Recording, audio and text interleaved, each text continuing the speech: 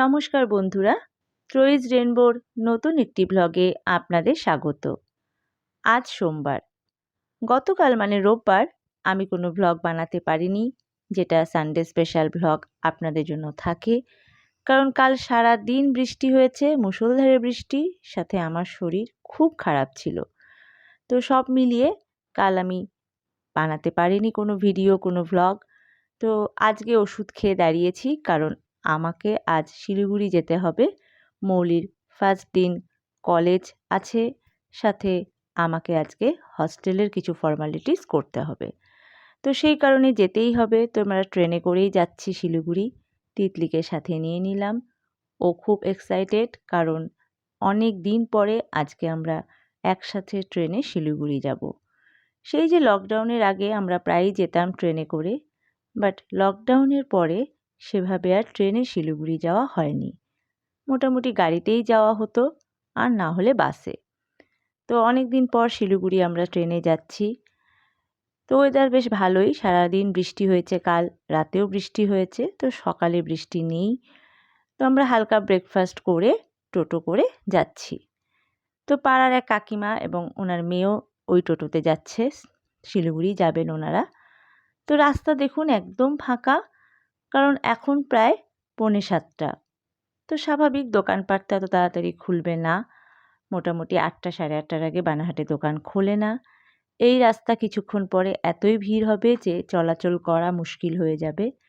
কারণ এখানেই তিতলির স্কুল, সর্বান মেমোরিয়াল স্কুল, সাথে এই রাস্তাতেই সবজি বাজার বসে। তো সব মিলিয়ে এই রাস্তা খুব জমজমাট থাকে। তো আমরা স্টেশনে ঢুকে পড়লাম। ওই যে দেখছেন দূরে আসামের ধুবড়ি লাস্ট অফিস, এই ট্রেন যাবে, দাঁড়িয়ে আছে। এখন আমাদের শিলিগুড়ি ট্রেন ঢুকবে। তো সবথেকে বেশি তিতলি এক্সাইটেড, কারণ ও অনেক দিন পরে ট্রেনে যাচ্ছে। ও লাস্ট কবে ট্রেনে গিয়েছিল হয়তো ওর মনেই নেই। তো মৌলি টিকিট কাটতে ঢুকে গেছে, ওই টিকিট কাটছে, কারণ অভ্যাস করা দরকার। এরপরে তোকে টিকিট কেটে শিলিগুড়ি যেতে হবে, আমি তো সবসময় যেতে পারবো না, তাই ওই টিকিট কাটছে। তো আমি বললাম যে হ্যাঁ তুই টিকিটটা কাট। তো দরকার একটু সব কিছুই শেখার দরকার। দেখুন কি কাণ্ড, মানুষ দাঁড়িয়ে কুকুর বসে আছে। তো এই হলো আমাদের মানে রাজ্য বলতে পারেন, যে কুকুরের জায়গাতে মানুষ থাকে আর মানুষের জায়গাতে কুকুর বসে আছে। তো যাই হোক, আমাদের পাড়ার এক কাকিমা, তার সাথে দেখা হলো, উনিও যাচ্ছেন শিলিগুড়ি। তো আরও অনেক চেনা পরিচিত রয়েছে। তো মৌলির যে কলেজে পড়বে সেই কলেজেরও কিছু স্টুডেন্ট আছে যাদের সাথে দেখা হলো, ওরাও যাচ্ছে শিলিগুড়ি, ওই কলেজেই যাবে। তো ট্রেন চলে এসেছে, 7:13 বাজে। মোটামুটি ট্রেন 10 মিনিট লেট। তো উঠে পড়লাম ট্রেনে। তো এবার জানি না জায়গা পাবো কি না, যে ভিড় ট্রেনে। তো যাই হোক, অনেক কষ্টে মৌলি জায়গা পেয়েছে, তিতলিও একটা জায়গা পেয়েছে। কিন্তু মৌলির অপোজিটে তো ওর বান্ধবীরা রয়েছে, আমি ওর পাশে বসতে পেরেছি, কিন্তু তিতলি বেচারি একা।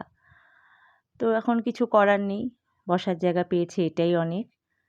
তো জঙ্গল, নদী, পাহাড় সব দেখতে দেখতে ট্রেনে চলছি। মাঝে মাঝে হকার ভাইরা আসছে ঝালমুড়ি, ছোলা, ঘুগনি, সিঙ্গারা, চা এসব নিয়ে। তো এদিকে ওয়েদারটা বেশ ভালো, কারণ এখন সেরকম রোদ নেই। তো এরকম আরামদায়ক এক ওয়েদারে ট্রেনে জার্নি করতে বেশ ভালোই লাগছিল। তো যেহেতু আজ সোমবার, শ্রাবণ মাসের শেষ সোমবার, আমি নিরামিষ খাবো, তাই ট্রেনে সেরকম কিছু খেলাম না। ওরাও সেভাবে কিছু খেলো না, ওরা বলল নেমে কিছু খাবে। তো তিতলি খেলো, তিতলি সিঙ্গারা খুব ভালোবাসে, তাই ও সিঙ্গারা খেলো।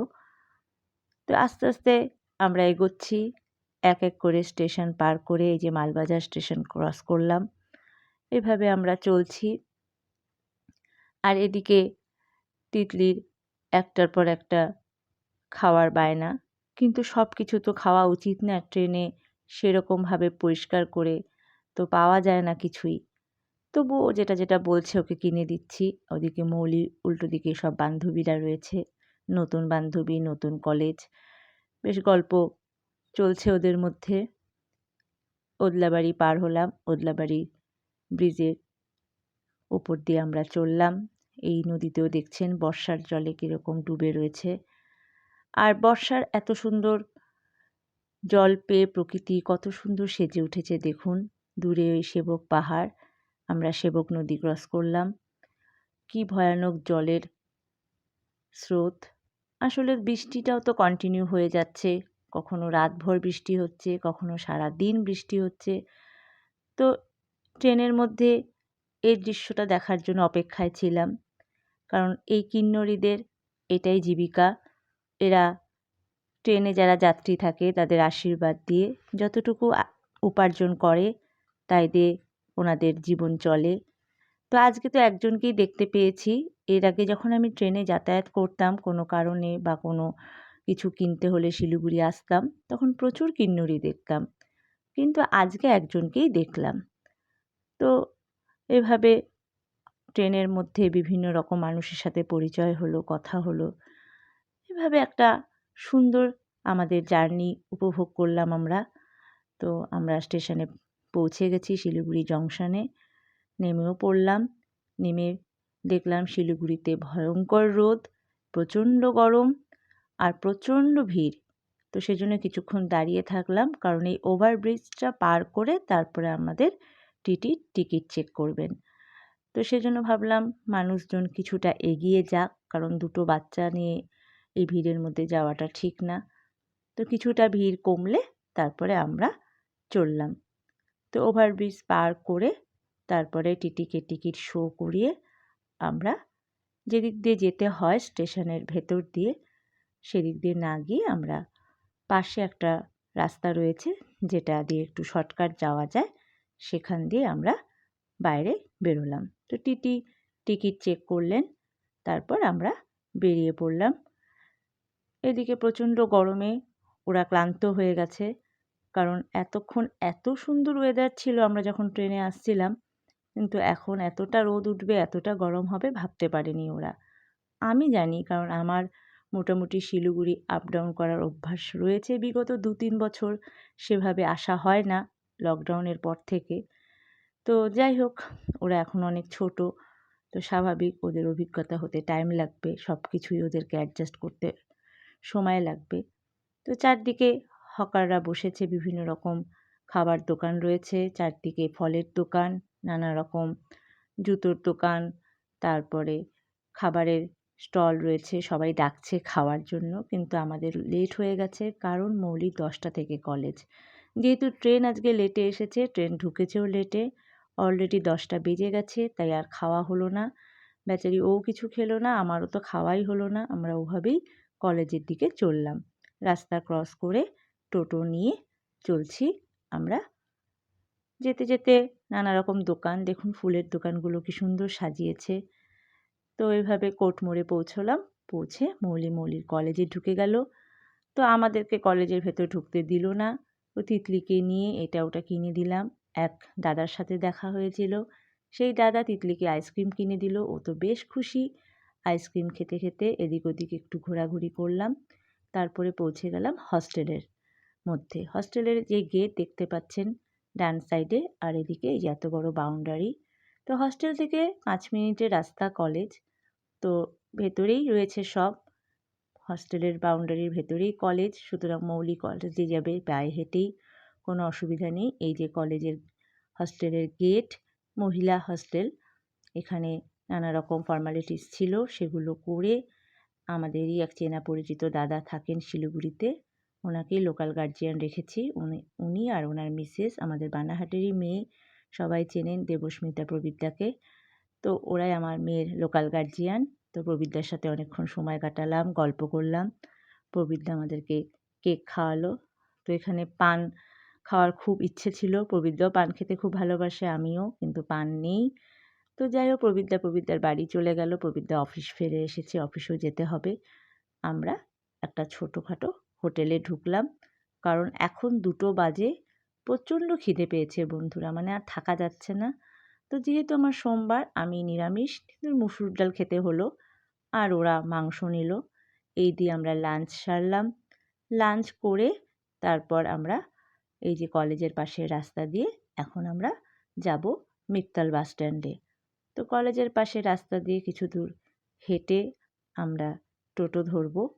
তো একটু আমার কাজ ছিল, টুকটাক কেনাকাটি ওগুলো করলাম, করে টোটো ধরে আমরা মিত্তাল বাস স্ট্যান্ডের দিকে গেলাম। এখন মোটামুটি ঘড়িতে 2:30। দেখুন কি রোদ। তো এই যে মিত্তাল বাস স্ট্যান্ডে পৌঁছে গেলাম। তবে বাস ডিপো থেকে বাস অলরেডি বেরিয়ে গিয়েছিল। তো আকাশগঙ্গা এই বাসের নাম। বানারহাটের ওপর দিয়ে বীরপাড়া যাবে। আমাদের বাস ডিপোতে আর যেতে হলো না, টিকিটও কাটতে হলো না, আমরা উঠে পড়লাম। তো কপাল খুব ভালো যে সিট পেয়ে গিয়েছিলাম। তো আস্তে আস্তে আমরা চলছি। তো প্রচণ্ড গরম, ওরাও খুব ক্লান্ত হয়ে গেছে। তো সবার চোখেই একটু ঘুম লেগেই আছে আর কি, ঘুমোতে পারলে ভালো হতো, কিন্তু বাসে বসে কি আর ঘুম আসে? তবু একটু ঘুমোতে হবে। তো যতটুকু পারলাম প্রকৃতির এই সুন্দর যে সৌন্দর্যটা আমরা উপভোগ করছি সেটার একটু ভিডিও নিলাম। এবার ভাবছি একটু ঘুমোবো, তাই হয়তো পরের রাস্তার আর ভিডিও নেওয়া হলো না। তো ঘুম ভেঙে গেল, বানারহাটও পৌঁছে গেলাম। ওরাও খুব ক্লান্ত, ওরা বাড়ি গিয়ে এখন ফ্রেশ হয়ে একটু খাবে, ঘুমোবে, আর আমাকে তো যেতে হবে টিউশন পড়াতে। ওরা টোটো ধরে বাড়ি চলে গেল, আর আমিও চললাম সূর্য অস্ত যাওয়ার আগের মুহূর্তকে উপভোগ করতে করতে। আকাশটা কি সুন্দর হয়ে আছে দেখুন। তো বন্ধুরা, আপনারা সবাই ভালো থাকবেন, আর আমার ব্লগ যদি ভালো লাগে তাহলে প্লিজ লাইক অ্যান্ড শেয়ার করে দেবেন, আর আমার চ্যানেলকে সাবস্ক্রাইব করবেন। কেমন? টাটা।